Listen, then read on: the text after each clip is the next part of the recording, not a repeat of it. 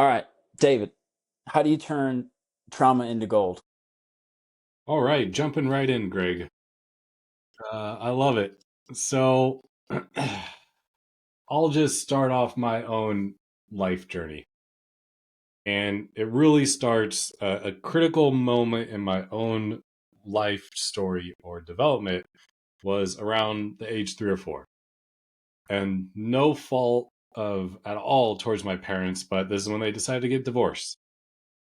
And I didn't think much of it. I went through life, I grew up, and then another moment that like really changed the trajectory of my life was when I turned 11.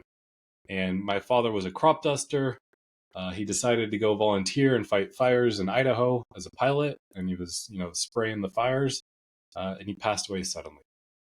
So those moments, I kind of went through life and was really good at thinking I dealt with things, aka being a typical, I don't know, stoic guy. Maybe you could say typical, maybe not, just my own occurrence. Pushing the emotions away. Yeah, I went to a couple therapy sessions. I'm good. Um, Definitely not the case. So it was in college. I went to go do a hypnosis session, and this memory popped up of my parents yelling at each other around the age when I got divorced. I screamed at them. It didn't do anything. I ran off kicking and screaming. And I realized like that instilled this feeling in the moment. I didn't have the words for it then, but this feeling in the moment of being powerless and voiceless. So that's been, I believe we all have these deeper seated patterns that kind of make us who we are. And that was some of my deeper seated patterns. And then I also lost my father, which made me, hindsight, I could see it clearly now. Like it made me ask two questions about life. Number one, what makes life worth living? Like people are just going to disappear out of your life. Like what the hell is life about? And then number two, that kind of set up, why is life so painful? And that one I didn't really realize I was asking underneath the surface, but I definitely was. And to start to bring this story together more, I've been into personal development and becoming better. How do you fulfill your potential? And that's been a theme throughout my life. But a big moment when it comes to turning trauma into soul gold was 2019. I was doing this fit for service mastermind with Aubrey Marcus, and I did this thing called a breathwork. Well, breathwork journey. You'll hear breathwork everywhere. I've been doing Wim Hof for 10 years. But I call this breathwork journey. So it's like holotropic breathing. You're breathing for extended period of time, 40 minutes to an hour straight. And I go to this summit in Sedona, and we're going through, and she's got some like fun music, upbeat music, and she's talking us through, and I'm like, this is cool. Like I don't really feel anything, but like, okay. And she's like, breathe harder. And we're like 15, 20 minutes in. So all of a sudden there's facilitators, and one with this big ass man hand comes over and puts his hand on mine. And as soon as he did that, I went straight back to the night I lost my dad. And I remember like being on the bunk bed, the lower part, and we just got back from SeaWorld. And my mom walked in and told me, and if you ever lost somebody suddenly, you know that feeling of just like, why? And then you kind of like, this isn't happening, like this isn't real, and like start the grieving process. And what I sending me back, I mean, just cracked me open emotionally. And like I went back that day. Somebody saw me prior, or not prior. A good friend saw me right after the breath work. He's like, "How was breath work?" I like barely had any words. Like you could just see the running down my eyes. He's like, "Okay." Yeah. So I'm a visual person. Like I went back that night and processed. Like I was cracked open. I couldn't do anything, and it was like I had the visual of like a walnut getting cracked open. Like all those emotions, all that grief, I kind of tucked away, like got brought up. And then it was some months after that of just being like, okay, I just got to let myself feel these feelings, like let them work through me. And then going through that process, there was this day, it was like, what did I learn from this? And as that came about, this idea of soul gold just popped into my mind. right? Soul gold is the only thing you get to take with you in this lifetime.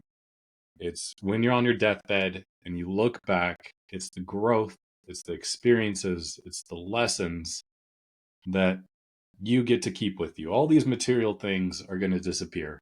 And the soul gold showcases that some of your most traumatic events can be your greatest gold. And what do I mean by that? Well, it's a whole nother story. Maybe we'll get into of like alchemy and how that's become part of my story. Like literally part of my journey. But like the powerlessness and voiceless, like those became my greatest opportunity for fulfillment in my life story. It started off like my whole 20s. I was like, I'm going to be a big business owner. Like, that's my thing, kind of like the classic thing. And maybe start a franchise. Actually, I was selling t-shirts in high school. Like, I could see the vision. I was selling granola bars. You were selling t-shirts. I was selling There we granola go. bars. Would have been a good combo. He would have been fed and clothed. So it was really, and then this is like another story you can get into too. Like 2020, I decided to go all in on business by myself. Great time for a retail store. But just to fast forward for a little bit, that led to realizing like, oh, being a business owner isn't for me, but like one-to-one transformation. Because after that, I started doing coaching, and then started applying coaching in different modalities. And I was like, oh, one-to-one transformation is my sweet spot. Like, I'm not here to manage a big team and manage all these people, but when it comes to one-to-one and helping people break through their different barriers, um, that's what I'm here to do. And I get so much fulfillment from it. So I even like to use the frame of like become the alchemist, because really I'm just saying become powerful, right? Yeah. Totally that childhood wound that I get to now honor as part of my story. And then when I help others, like that brings fulfillment. So that's my soul gold that I get to collect for myself. And then whenever I help others along the process, I'm getting more gold too. And then the same for voicelessness. Like if you caught me 5 years trying to do a podcast, I'd be standing here like a robot. I'd be sweating, like I'd be losing track of what I was gonna say. And I've been putting in the reps for 5+ years of making videos and like using the voice more and more. So now just sharing a conversation like this like brings me a lot of joy too, because it's like, oh, there like could have been a challenge that kept me in a prison of this, limiting beliefs, is now an opportunity for freedom, and that freedom creates fulfillment. Amazing. Amazing. For everybody listening, I'm joined today by David Gilbert, right? And you can already tell that we're gonna go down the right track today. I'm not gonna say too much because we have a lot to unpack with David, but he's an elite executive coach. He goes beyond high performance, really good, as he was just saying, goes into deep transformation, blending cutting edge meta performance coaching with, like he said, timeless wisdom of alchemy, a little bit of psychology, human optimization. I'm pretty sure David's got a lot in store for us. So I'm just going to leave it at that. I mean, the guy's life story is amazing. So let's continue to dive deeper. David, you talked about alchemy, and one of the things that I read about yourself was your tattoo. I kind of I have tattoos, so this is like, I want to dive into this, but I kind of want to know about the tattoo and how, and you unintentionally led to like an alchemy principle, or tell me a little bit about that. All right. Well, it starts with my first tattoo, technically my second. My first was an ode to losing my father. Hmm. My first tattoo, it's kind of hard to see, but it's on my bottom sleeve here. And this was early 20s, around 21-ish, in college, or just joining. I got it right at the beginning of college. Um, and it was going to be the classic Saint Michael killing the demon underneath. Okay. All right. And that was a period I was going through a dark night of the soul. Like, uh, I would say like my journey has been understanding the mind really deeply and the resistance, internal resistance. So it felt like I had this like crazy negative thoughts, crazy inner judge, and it felt like I named him Freddy Cougar. And it would just pop in, almost like Venom 2 is now like a shadow side of Venom, of like pop in with crazy thoughts out of nowhere. And it's like, what the hell? Like, what? Mm-hmm. And I was going to art center, college of design, and like I was living with myself for the first year and really isolated and just depressed prior to that too. Like it's been just part of my younger journey. So I was like, all right, this is my declaration. I'm gonna get Saint Michael tattoo. Like I'm overcoming this. Like you will not defeat me. I'm here to show up, and I like finally get the courage. I go in Pasadena. I find a tattoo shop. I walk in. I show him the picture. I'm like, hey, I want to get that on my forearm here. He looks at it. He looks at my forearm. He looks at it again. He's like, you know what? It's not gonna look that good because it had his arm up with the sword. I drew my own version, so I just made it a knight and then Freddy Cougar underneath. He had his arm up with a sword, like getting ready to go down and get him. And the guy's like, actually, I won't even put my name behind it. Like, it's just with the sword up on your forearm, it's going to be curved. It's not going to look great. So I walk away from there like, oh, okay. So I'm not getting the tattoo. Yeah. And I go home and meditate. And that's where this vision came for what I got now, which is a knight standing confidently with his shield down. And then Mm-hmm. in the back, instead of a demon or Freddy Cougar, it's a dragon that's 10x to 100 times bigger. And I didn't really know, but it felt right. So I went with it. Turned out great. Fast forward 2-3 years from there, every man in my family has been a pilot or have had the private pilot's license. So I got my private pilot's license and I got the wings. And kind of like didn't get the crest. And then I got another tattoo, which originally was just like a girl slowly turning into a skull. It turned into a full Dia de los Muertos. And she was just an ode to mortality, right? Like I touched it at a young age. So just like, we're all going to die, appreciate life. And her hand is only touching her hair like this because we took a picture at the tattoo shop and we asked a lady to like walk outside in front of the wall and like use that as the reference. So before there was always this space right here and it was just like her hand touching her hair. And I was like, I just got to fill that in black. Like I left it there for a long time, like 7 years. I was like, I just got to fill it in black one day, but it wasn't like a big rush to go to Long Beach and get it finished. So that's the tattoo sleeve, different phases. And it was around 2021, like right about closing the store, deciding to get out of the lease early because just didn't make it through COVID. And I bought The Idiot's Guide to Alchemy. It's actually really good for the subject of alchemy. You would not expect it. Uh, and I open it up and it starts talking about alchemy, and I didn't know much about alchemy, and I'm reading it, and then you get later into it, this talks about the 3 phases of alchemy. And the first phase, Negrito, is the black phase. And the black phase is like getting to know the unconscious patterns within the universe and within yourself. And one of the symbols for it is a dragon. And the dragon symbolizes the insurmountable force of chaos that lives within the universe. And you can't defeat this force, right? Like we can't defeat the force of Mother Nature. So all you can do is confidently stand up to it. And then there's kind of an asterisk, like the way to work around it is to like side swipe, right? You're not fighting this force. You're just standing up confidently to it. Yeah. Like, okay, that's pretty cool. Then we get to phase 2, the white phase. And this is almost like enlightenment, which is represented by a white rose, which there's a white rose here. Uh-huh. And this is when you get in touch with your highest essence, right? So coming back to phase 2 and like awakening to your potential or awakening to source of creation or whatever your higher power is, or like whatever the higher path is. And then the third phase of alchemy is the red phase. And the red phase is when the inner king and inner queen, they actually die and then they're reborn in sacred union.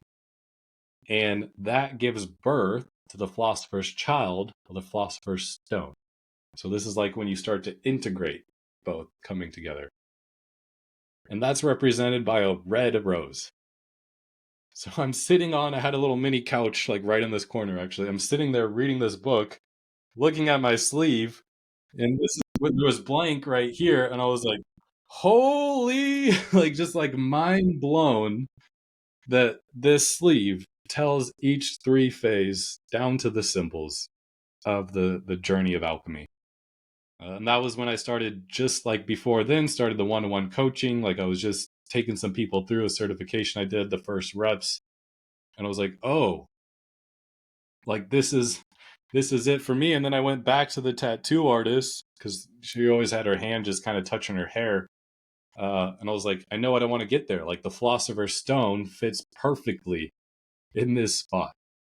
And it's funny because I went back to him in Long Beach and he went to this Raven Wolf, and he's like, I don't even do color anymore. I was like, what?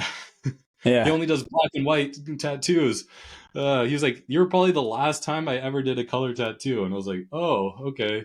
He's like, no, what? I'll make an exception. Like it's been that long, but I'll do it for you. So Oh, wow. I got the Philosopher's Stone, which felt like the piece of just bringing the whole tattoo sleeve together. But that's when it grounded that, alchemy is my dharma. You could say like my deeper calling is this alchemy, and there's more to my story of like golden life has always been this golden thread I've kind of followed on and not understood, but in that moment it all made sense. And that's why I love to say become the alchemist of your life. Okay. So alchemy and golden threads and, all that, like, where do the defining moments kind of point towards alchemy and all that? What are the defining moments of your life, or what are the defining moments of your life that point towards all that? Yeah, that was one of the main peaks. That was probably the peak, for sure. But it's been this thread for myself. I mean, my story goes, my great great great grandpa came out during the gold rush from Germany and like passed the Panama Canal on foot, um, and like went straight to San Francisco. And then it's funny because I'm 6th generation California on one side and 5th on the other, so they came out in covered wagons. So this whole, like Golden State, it kind of starts there. Um, and then in high school, selling T-shirts. First, I did SenCal and had that trademark because I lived in Central California, and SoCal and NorCal were a big thing in California. And then I did California Lifestyle. And then I had back surgery in high school, so I spent a lot of time being creative and on the couch, right? And then I could see, oh, like a brand beyond that is Golden Lifestyle, and part of this, Golden State. Um, and this Golden Lifestyle always stood with me, and kind of would like do things with it. I did an art project and going into college with it, and then kind of would just leave it. I always felt like a pull towards it and didn't really know what it was. And then I tried to make it a magazine at one point when I got let go from a job and I was in between. I was like, no, what? I'll just turn this into a magazine. That didn't really go anywhere. And then when I had a retail store, I started the Golden Life Academy. I did my first course. So I brought it back again. But then it was shortly after that that the tattoo sleeve came up. And then I was like, oh, like there's something, like this is bringing my story all together, where I've been following these threads, not really like knowing where they're leading. And then it led to understanding, okay, time to study alchemy. And this is where I use my design thinking background plus human transformation and powerful modalities. And then that's when I created a experience that I called Alchemical Journey. It's like, how do you use healing tools, therapeutic tools, along with the process of transmutation? And that gave birth to the Alchemical Journey, which I just put under like the idea of the golden life. So it's just been this theme. And then just at the beginning of this year, I launched the book called The Alchemical Journey. Okay. So yeah, it's just been this natural flow. Yeah. And it's led you to being a coach now, right? Helping people go beyond what they know is they're capable of, right? Yeah. Walk Yeah. me through how you help people go beyond high performance or beyond what they think they're capable of. Yeah, and I'll start off like my sweet spot is like we tend to think of performance and external goals and everything else, and it's how do we to really do that is how do you grow your goal line and then your soul line. So what I've noticed from my own journey, because I've been walking, this journey myself, and I've been trained by the High Performance Institute. I've been trained by Flow Research Collective, which is really peak performance. And then I just finished Meta Performance, which I wasn't even aware of a year ago. And going from you could just say a performer is like, how do I get the job done? Right. And then the high performer and peak performer asking, how can I be the best? And when you want to make the leap from high performance to peak performance, you're unconsciously signing up for the alchemical journey. Which, what I mean by that is that if you're going to be a peak performer, you actually got to learn your unconscious patterns. And another way Stephen Kotler says is you got to get your biology to work for you, not against you. Mm-hmm. Right? So spiritual, you could say you got to use your being to work for you, not against you. So by uncovering your unconscious patterns, you can realize, like a easy example is, are you somebody that leans into overdoing or over being?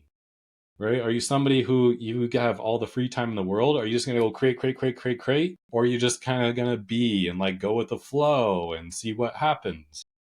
I know for myself, like I've kind of walked both, but I definitely lean in the creative. Like you give me time free, I'm just going to be creative. I'm going to be hanging out. And my wife's somebody else who's like more of a doer. Like she won't stop. Like she'll just stop until it's like, bedtime, and then she'll like get in bed. So that's one really great example of where do you lie? Because if you want to perform at your best, if you are, now we tend to think of the doers because they're like the high achievers and they keep moving, right?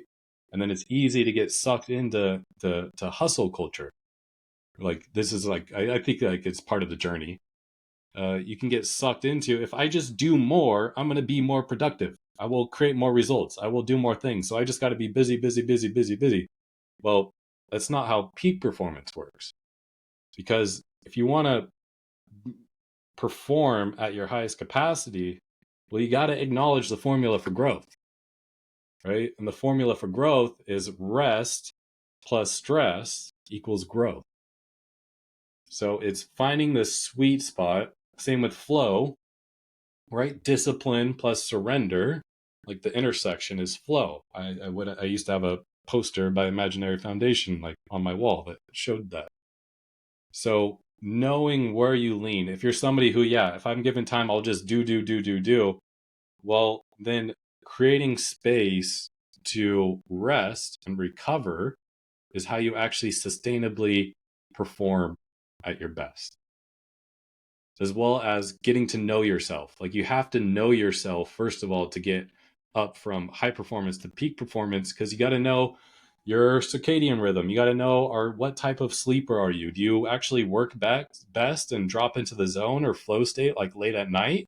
Or are you like the average amount of people who that 9 to 12 p.m., 9 a.m. to 12 p.m. window is actually your optimal time to work?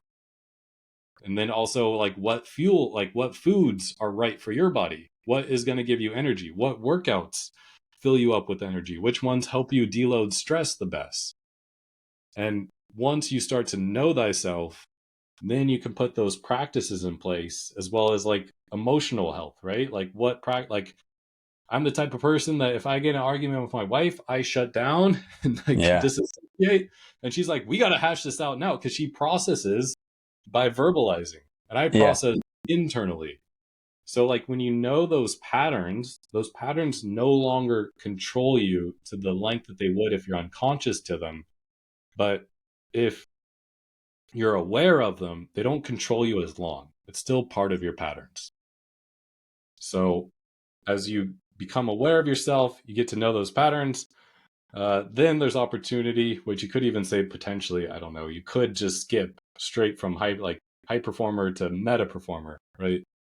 And the meta performer asks, what are we capable of? And the name meta performance is in metamorphosis. So we're transforming who you think you are in order to create your thrilling life vision. And this is where it gets interesting, because through my own discovery, like it's both a spiritual principle, which Stephen Cutler also says, like, if you have a performance problem, then look at spiritual techniques, and if you have a spiritual problem, then look at performance like modalities. That when it came to Alchemical Journey, which I was doing before the meta performance, it's partly understanding, like, who are you being and who are you committed to becoming, because that's the one thing you can control, right? You can't control the outcomes, but you can control how you show up. So to go beyond peak performance, how can I be the best, instead of what are we capable of, is choosing a goal, a vision, more than a goal, a vision that is beyond what we would call your intuitive fence, something that you think is possible. Because guess what? You're probably dictating what you think is possible based off your past, and your past is based on the limitations, and your ego is going to gather all the evidence of where you failed and you didn't do the things, and you don't have the resources, the money, or the time, or whatever the thing is, to project into the future, because that's what it does. So when you create that vision and then commit yourself, it simply becomes a game of integrity. Now, maybe not integrity as you're thinking about. Integrity A, yes, to do exactly what you say you're going to do, and then kind of clean up the mess when you don't, because that's where a lot of us lose energy and like, I guess you could just say energy, like when we give that away and we don't acknowledge it. But the other part is to explore what you're capable of. And then no guilt or shame when you break a commitment. First, try to own it before you break it if you know you're going to break it early, right? Just tell somebody ahead of time you're not going to hit the deadline, renegotiate with them. But then also being able to use that as a catalyst for growth. Like, oh, I broke this commitment. And instead of guilt or shame, we actually call it the growth process. So there's a technique we go through, like, what did you learn about this? And more importantly, what did you learn about your patterns? Where else is that pattern showing up? And like, how do you work with that pattern moving forward? So you're getting to know your blind spots as a leader.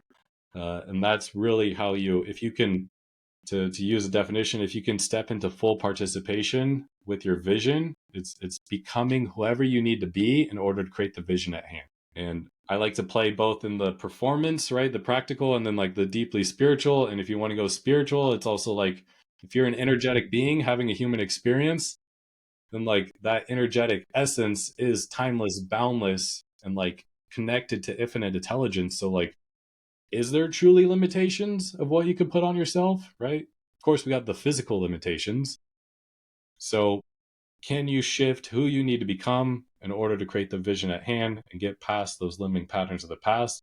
And you do that consistently, you'll do what they say at the firm, that you'll create them possible by Tuesday. Yeah. Huh. Now, is all that part of the principles of the alchemical journey? Getting to know thyself is the alchemical journey. Okay. And I could just walk what that looks like. Like, I put it Yeah. in the book.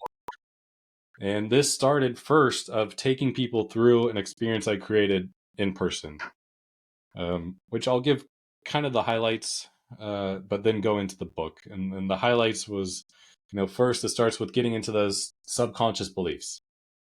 And then just my own perspective, but it's kind of like the Hermetic philosophy that we all live in the one mind of God or source, or whatever like name you want to put on that.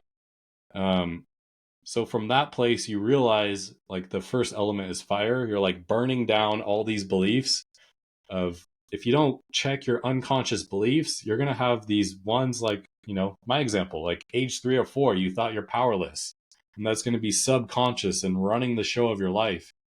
And you're going to be like, why do I constantly like attract these people or attract these circumstances and feel this way my whole life?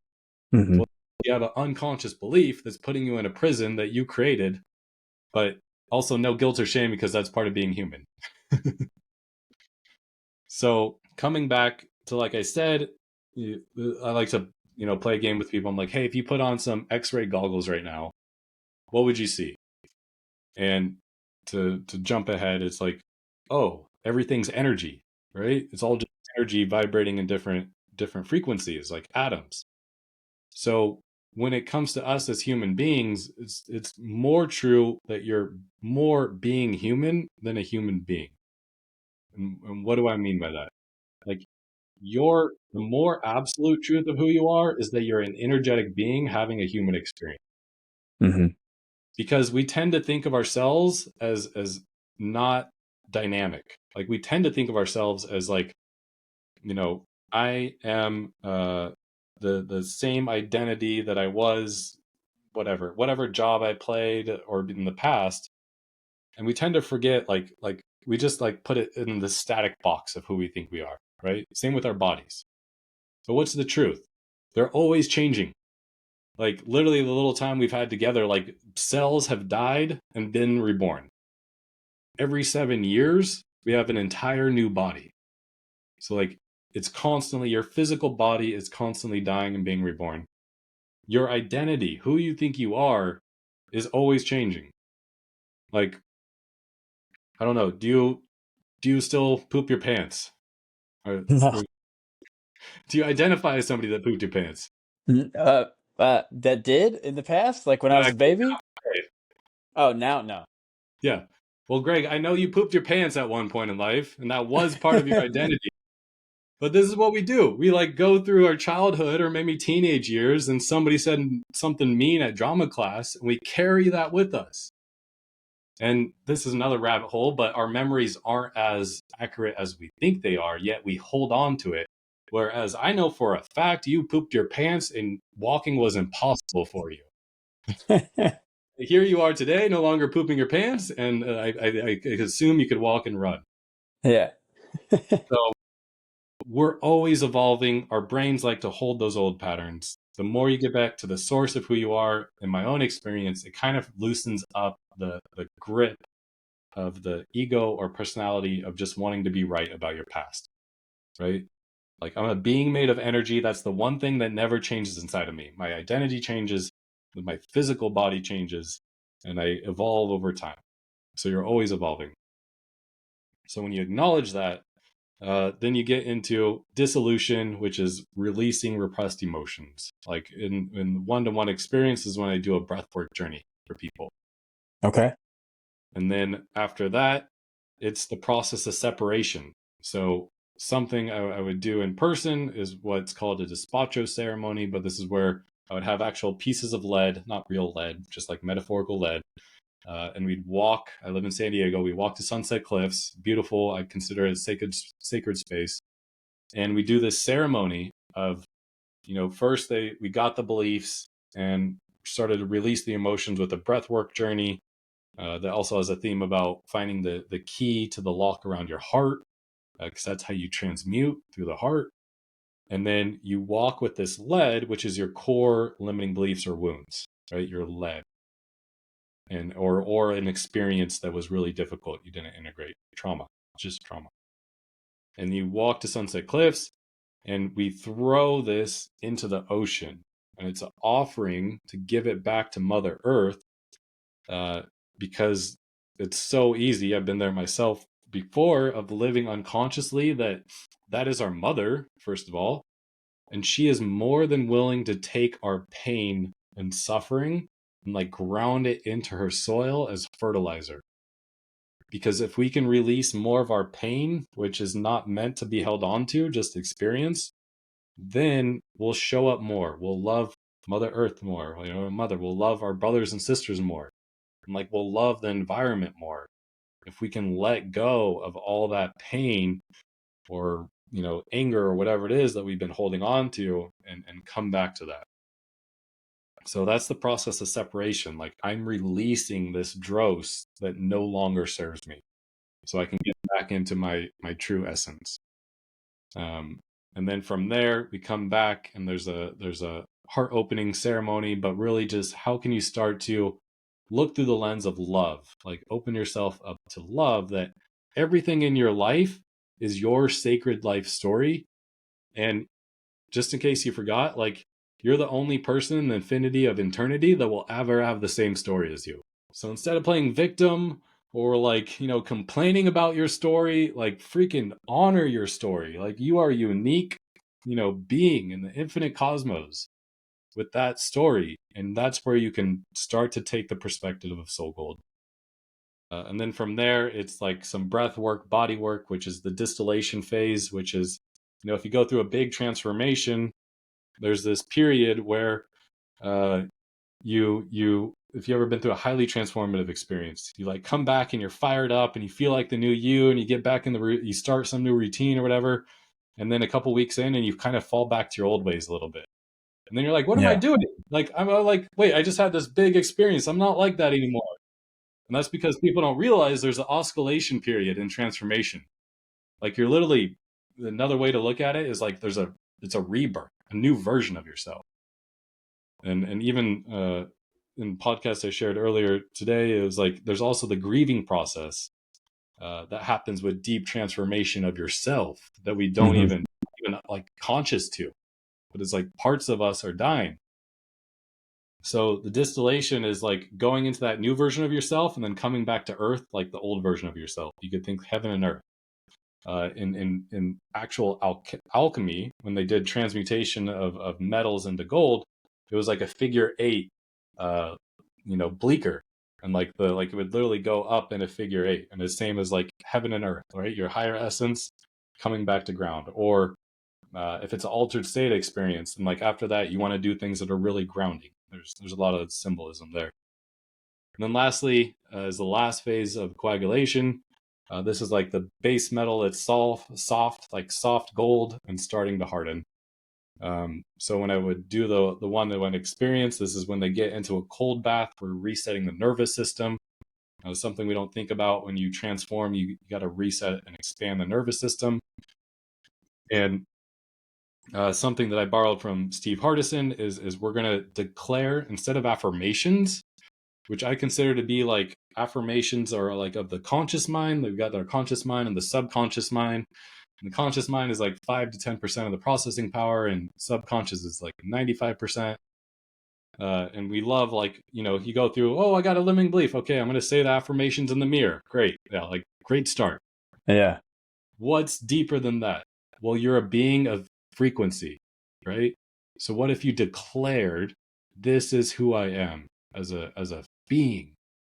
And the fact that you are a powerful being and that you can declare that. So cold bath with declarations, and then from there it's about starting the integration journey after experience like that. So that's the in-person Okay. yeah. And you mentioned altered states, breath work, going from high performance to peak performance to meta performance. Um, I've read a little bit about breath work, and I've done Wim Hof for a while. I don't do it anymore, but I've read a little bit about people's stories with breath work, and I understand the importance of it all. But how does one kind of experience altered states through breath work? Yeah, this is where, love the question. I've been certified with somatic breath work, um, and taking people through a good amount of journeys. First of all, if you're new to it, same, like that was me for the longest time, right? Just like Wim Hof, like a couple of minute rounds, and not extended 40 minutes to an hour. This is where my own take is I add journey, breathwork, journey. You're doing a journey, inward journey. And you're diving into the depths of your own being with your own breath. And it's such a beautiful practice because you always get what you need. And at the minimum, you're going to be able to dislodge nervous system stress. Mm-hmm. So the first step would be find a facilitator. There's more and more every day. So find somebody who's been doing breath work, because that first time, like my own experience, it's not easy to go home. You can do it nowadays. They have them where you can just watch a YouTube video and do it at home. It's not quite the same. And why is it actually really hard to do? Well, you're going through an ego death. Like, you're going to start breathing enough to where your conscious mind starts shutting down, the default mode network, and it starts to shut down. And this is where, if you have done extended breath work, you're like, I got to go pee. I'm really hot. I'm really cold. I hate this guy's voice. This music sucks. Like your brain will start doing things to It's be like like, trying to learn how to meditate. yes, amplified. Because you're breathing Amplified. hard. It's breath work. Like you're working hard, and your breath. You're like, I don't want to work this hard. Like, what are we doing? Like the brain's like, you're shutting me down. This is not cool right now. Like, who am I going to be if I'm not here? So having a facilitator to guide you is Hmm. I'd say step one, because that's like a pillar for you to go deeper into yourself. And then it's up to you. If you feel better in a one-to-one environment, awesome. If you want to experience, like, there's also groups. And my own experience, like, more people in the room is more energy, but you could hear, once people get into it, crying. You could hear people laughing. You could hear people screaming. Like the breathwork certification, like 40, a room of 40 people all training to be breathwork, like, just was one of the wildest experiences of emotions in one room. Wow. Not always the case. I can't even imagine that. Yeah, that's a different level. That's something I like. It was a little too much. That's a story for another day. Yeah. But there's beauty in groups, because you'll hear somebody else start to kind of crack open and maybe cry a little bit, and that'll kind of give you permission to go deeper. Or you'll get Hmm. tired and you hear them breathe hard. You're like, okay, I could do this too. I could do this too. But also, sometimes it's a little nerve wracking. And if you're somebody who is not comfortable being out of control or maybe deep meditation, like, you're going to hit that edge. So that's where maybe like a one-to-one facilitator who's sitting there, and just trained and can, like, just be with you and, like, help you, like, breathe deeper, focus on this, focus on that, can help you ease into it. And it's really, it's something highly recommended. We got to do it. We got to breathe right. And I only say there's some health parameters if you have, like, don't do it, especially if you're pregnant, and some other stuff that you can look up. Don't need to go through the whole list. But your foot is on the gas and the brake the whole time. So the beautiful thing with breath work, if at any point, because there is, like, this thing called tetany, which is like lobster claws, like your body can start to tense up, which you're perfectly safe through it all. Your body can do weird things, like it feels like it's vibrating. It can do interesting things. But to just acknowledge that, and like, if you need to slow down, you're in control. Because what's the other extreme of altered states? It's like the extreme version is psychedelics, right? Where you ingest something and then you're Okay. going on a ride, and you don't uh you don't have control over that. Yeah. Now, it's like deep flow states can get you into an altered state. There's like trance, like music, like drums, that can get you in an altered state. In the sexual experiences can get into altered state. Like, there's different modalities that get you there, or endurance activities can get you there. But breath work to me is the gateway, and you might have a deeply profound experience, but at the minimum, you're going to release a lot of stress. And if you're watching this, I'm sure you have a decent amount of stress, because that's just a lot of culture nowadays. So that's I definitely need to get back into breath work. Yeah, So it's helped you kind of explore and experience altered states, and now you bring that to the people you work with, right? yeah, yeah. And altered states, it's both. It can be both a performance and a spiritual enhancement. Okay. I use the metaphor. It's the metaphor in the book, The Alchemical Journey, of we're carving out a peak experience on demand. It's like where I just have fun and say, like, be the alchemist. And what I mean is, like, this is an adaptation from Jamie Wheel, but, like, you can be a hedonic engineer, which is to say you can create peak experiences, and then I added of consciousness on demand. So being a conscious creator. And why do you want to do this? Well, from a performance standpoint, you're creating things in your schedule that recharge your mind, body, and soul. That's the simple way to say it, right? So literally go do the things you love. Like, if it's like a weekly basis, like, spend half a day or a couple hours doing something you love. If it's a monthly basis, spend a half day or a full day. If it's a quarterly time frame, then spend 2 days. And if it's a year, spend at least a week. Like, Yeah. go do those things that excite you, that make you feel alive, that make you remember what being alive is all about. And like, this is how you, if we're just managing energy and trying to get higher levels of energy to pursue towards our work, this is how you do it. It's like a flywheel, right? And every time you do one of these practices, you're kicking the flywheel. And a lot of the high performer to peak performers are missing kind of the monthly and quarterly, if not weekly practices to like maintain that energy. They're like, I just got to do more work. Well, actually, if you took 2 hours to go get in a deep flow state, you're going to have more energy and access to flow on Monday morning than if you didn't. And flow is the ultimate state of consciousness where you feel and perform at your best. Yeah. So maximize flow. Go do the things that get you in flow. And then spiritually, I call it climbing a peak state of consciousness, because you're climbing a metaphorical peak, getting into an altered state or higher state of consciousness where you could take in more information. Because I think it's like I forget exactly. Let's just say 78 million bits of information is what we could take in normally. But like when you get into an altered state, you could take in like 106 bits of information.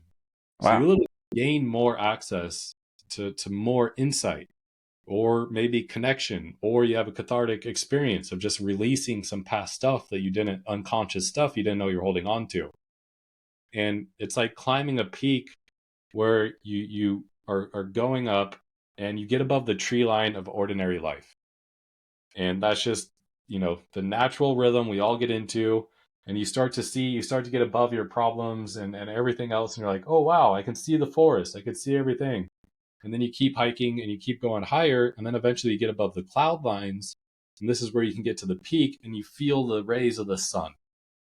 And you're like, remembering like, oh, this is the true source. This is when you can have like a revelation or a profound insight, or just feel like love and connection, like with the universe, with God, maybe a partner or friends, or like whatever the thing is.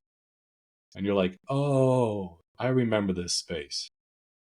And then you go back down the mountain, and it's like the medieval times, where they used to have this metal box, and they would carry a little tinder in there, and like have a flame. Like you're literally taking the sacred, or remembering the sacred or divine, and you're taking that little spark and you're carrying it with you to Monday morning. So by consciously creating these peaks, you're like reminding yourself, because we know we're going to get back in our patterns of ordinary life, and we're going to get back into whatever, and that's going to suck us back. So it's a conscious act to create these on demand. Wow. That's insane. And I've heard the metaphor of the medieval box before, but never that way. Yeah.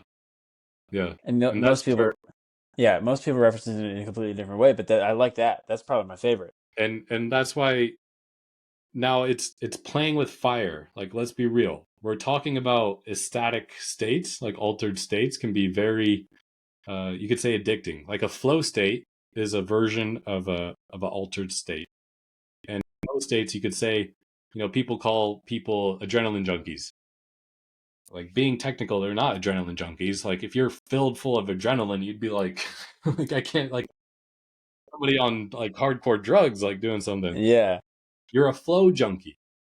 Like, you love the state of flow, and we know the most addictive state to mankind is actually group flow. So acknowledging you're playing with fire. It's like, don't be Icarus who went and got too close to the sun and didn't come back. So Yeah. that's why you want to get above the cloud lines, get to the top of the peak, and like carry that spark with you. But you do that so you could be more integrated, embodied, and centered on Monday morning. And you're using it as like a practice to cultivate that within you, or recharge your mind, body, and soul, so that you have more energy moving forward. And that's where you got to be responsible too, because being in some of the groups where psychedelics are more common, like it's easy to get focused on shiny lights, right? It's like, ooh, that was fun. I want to try this thing and then that thing. And then you're doing like peak experience after peak experience, but you're not spending any time integrating or like developing yourself, what the insights you learn. And then you're just chasing shiny experiences, chasing the light, and not really doing anything with it. Yeah. Just like a warning there, beautiful practice, really profound insights or connection or healing. you're also playing with fire. So like treat it with respect. And then it becomes this whole process of, I call it integration to embodiment to crystallization if you're in the game of becoming or transformation. Wow. That's amazing. And so you take all of your people that you work with one-to-one through this journey. Not everybody. This is a specialized thing that I Okay. might not even be offering as much moving forward, but it's part of when people work with me for extended frameworks. Like we have intensives, and I customize it to their needs. I gotcha. So So this is the exclusive package. that's the exclusive. That's the alchemical. That's the OG alchemical journey. Okay. Because the book, I made it more fictional, and I took like all the different practices and kind of put it in different places. Yeah. And then like also the guide, the alchemist, like disappears for half the thing, and I don't disappear when people are here. I don't just leave them alone. That'd be pretty cool though. I mean, like you're on a call and just like puff of smoke Yeah, and you're just gone. there we go. That's real magic right there. We're not quite there yet. Give me a couple more years. Yeah. Yeah. The whole idea that all these high performers, you take them from high performance to peak performance to meta performance. What is stopping them from taking that journey themselves? Yeah, well, fear of the What's unknown. getting in their way? It's Fear always of the fear what? of the unknown is the step one, right?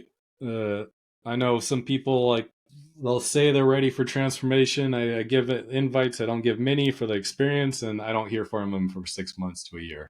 And that's why it's literally the first chapter in the book, because we're all afraid of the unknown, right? The classic hero's adventure, hero's journey, Yeah. uh, the refusal of the call, and that is kind of phase one. And then from there, it's really like I said, like knowing thyself. So this is where, as you start that process, like it's hard because like we know on a scientific basis, our minds are wired on to focus on two things: fears and goals. So your brain default mode is going to focus on fears and goals, and it's going to focus on fears because like we're built to like stay alive, right? Mm-hmm. So everything we do is going to be through the lens of uncertainty and survival. And then you could say, my own take is the ego, the mind always wants to be right about being right. So it's going to collect evidence based on its beliefs to project the future, to stay safe. So acknowledging that, and if you're also like, why do I have so many negative thoughts? Like, yeah, we have like 60,000 thoughts. It's because it's naturally doing its job. Like it's Yeah. like, 500,000 years ago, if a tiger popped out of bush, like you had to be ready for that uncertainty. And today we still have the same wiring, but we don't live in that reality anymore. So it's really stepping into meta performance is to acknowledge all uncertainty is simultaneously possibility. It's just the lens we're looking through. Now, it takes our nervous system some catching up to be able to actually live that through. Yeah. But the more, it's really as simple as I call it the pain of fear or the fear of pain that will keep you from going through your comfort zone. Right? So that's like level one. And then level two is the deep seated beliefs. And that's where you start to butt up against who you think you are, because that's going against your whole model of the world of like your ego or personality, which is fine. But if you try to do something way outside of that, you'd be like, that's who we've been our whole life. So like, no, I can't do that thing. And then the level three is just getting back to the spiritual essence versus the mind, which is another deeper kind of rabbit hole, but that you could kind of separate the two. But for uncovering those unconscious parts of yourself and being willing to go through the metamorphosis process is how you really start to quickly evolve. And we get stuck because not only do we have unconscious patterns, but we have blind spots. So we think we're showing up in a certain way, which there's like the example, like I have a wife, so I could be like, yeah, I'm a great husband. I do all these things. And she could be like, I don't even care about that. Like, I appreciate when you do this. Right? Hmm. Like, I'm a 10 out of 10 for being a husband. She's like, yeah, you're a 5 out of 10 because whatever reason. You're like, what? So it's to say like you reap what you sow, and we think we're sowing something, but often we're not. And when you start to acknowledge that and get to know that, like then you realize, oh yeah, there's my perception, and then there's other people's perceptions, and they're different. And that's where we can get objective, gather the data, and then use the data propel us forward. Because otherwise, like if you don't uncover your unconscious patterns or just unconscious parts of yourself, you are living somebody else's story, right? You are a puppet on a string in some regard. Like another example to illustrate this is if you had a traumatic experience as a kid, majority of us have some difficult experience we didn't integrate fully.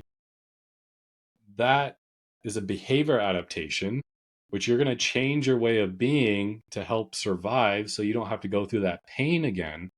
And if you never acknowledge that circumstance and you just kind of push it away or just don't deal with the integrate the feelings from it, like your nervous system is going to get activated every time moving forward. So that one experience in the past is going to dictate how you show up for the rest of your life unless you bring that to the surface and start to work on it. Does that make sense? Yeah, that makes complete sense. That last part you're talking about, like that one experience that you had, is always going to play a factor. That's that's something that I feel like it hits home for a lot of people, but definitely for me. Yeah. And this is part of um, being human, like no guilt yeah, or shame, right? yeah, and being able to see, like, first becoming aware of that experience, because it took me a long time to become what what that experience was and how it plays a role in my life. So that was the huge shift, and exactly what you're saying. That's I can see how that's part of reaching that next level. Now I do have one final question for you, and it kind of like looking at your whole entire life. You've gone through a lot of different things. You've gone through a lot of not only traumas and experiences, but also things that have boosted you up. Positive experiences and different certifications and different breathwork journeys or spiritual journeys. What is something that you wish you would have learned or gone through or been taught earlier in life? Yeah, I love this question. For me, like I use the fun like playing all out, but what I really mean by that is like being committed to just like really practicing giving your all in the moment. And there's and there's like both sides of the coin, so it's kind of like a trick thing, right? Because like you did the best you could. Why? Because that's what you did, and that's what we do. And also to your point, like your level of awareness is going to get you where you are. Um, but I also wish like that was instilled as a value of almost like integrity of like this is who I am. Like I am willing to put all my being, which I say is like the mental body, the emotional body, the physical body, like all parts of you into the present moment of whatever you're doing at that time. Because I believe that's the sweet spot of life. Wow. Yeah, that's something I wish I would have learned sooner too. Yeah. So another way to say that is just play harder. I just say Play play hard. Play harder. the game of life harder. Okay, I love it. I love it. And do you have anything else to tell the audience before we end this brilliant show? Yeah, the theme of the book is the gold you seek is already inside of you. I So love this is that. your invitation to embark on your own alchemical journey and uncover that. I love that. And for everybody listening, I'm going to put all of David's information about the book and his website and how you can get in contact with him all in the show notes. So you'll be able to find that. Um, I'm going to go get the book because I love the fact that first of all, it's about gold. Who doesn't love gold? But, about alchemy, and I don't really know too much about alchemy. So even just diving in a little bit about that, like, I mean, I'm definitely interested. So everyone Yeah. listening, go check out David. go check out his stuff. David, thank you for coming on the show, man. This has been awesome. Absolutely. This was a blast. Thank you for having me. And like, share your, I'd love to hear your insights. It brings me joy when you read the book. Let me know what stood out to you. And yeah, this was great. So thank you. We're going to have to do another one after I read the book. There we go. Let's do it. There Done we deal. go. So for everybody listening, like I said, check out David, and always remember, keep smiling, keep striving, and I'll catch you guys in the next one.